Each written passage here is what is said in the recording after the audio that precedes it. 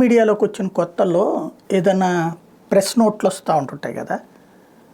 కమ్యూనిస్టులు అయితే ఓ 4 లైన్లు 5 లైన్లు రాయండి అయ్యా, ఒక 5-6 లైన్లు రాయండి అయ్యా, అది సమస్య అయితే సమస్యగా రాసి అందులో వాళ్ళ పేరుని మెన్షన్ చేయండి. ప్రెస్ నోటుగా అయితే కనుక ఒక 6 లైన్లు రాయండి. బీజేపీ వాళ్ళదైతే 3 లైన్లు రాయండి. ఇట్లా చెప్పేవాళ్ళు డస్కుల్లో. అంటే అదేంటండి ఆ లెక్క ఏంటి? కాంగ్రెస్ అయితే కనుక 2 కాలమ్స్ రాసినా పర్లేదు, తెలుగుదేశంది అయితే 3 కాలమ్స్ రాసినా పర్లేదు. అదేంటండి అంటే వాళ్ళ రీచింగ్ని బట్టి మనం ఇవ్వాలబ్బా ప్రయారిటీ. తెలుగుదేశం నెంబర్ 1గా ఉంది, అధికారంలో ఉంది. కాంగ్రెస్ పార్టీ ప్రతిపక్షంలో ఉంది.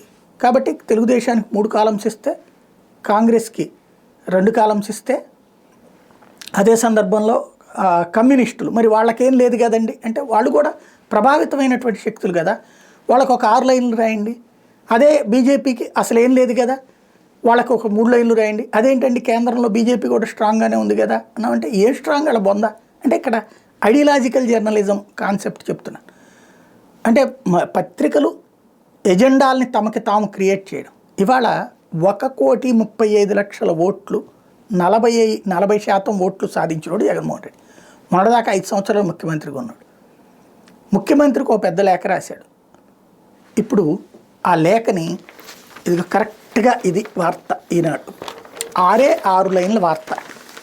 ప్రజల ప్రాణాలను ఫణంగా పెడుతూ ఆరోగ్యశ్రీ సేవలను ప్రైవేటుకి అప్పగించడం నిజం కాదంటారా? ఏ స్వార్థ ప్రయోజనాలు ఆశించి పథకాన్ని దెబ్బకొడుతున్నారు? 1,500,000 కుటుంబాల ఆరోగ్య బాధ్యతను ఎవరు తీసుకుంటారు అని మాజీ సీఎం జగన్ మంగళవారం ఎక్స్ వేదికగా ముఖ్యమంత్రి చంద్రబాబును ప్రశ్నించారు. ఇది సింపుల్ ఇంతే.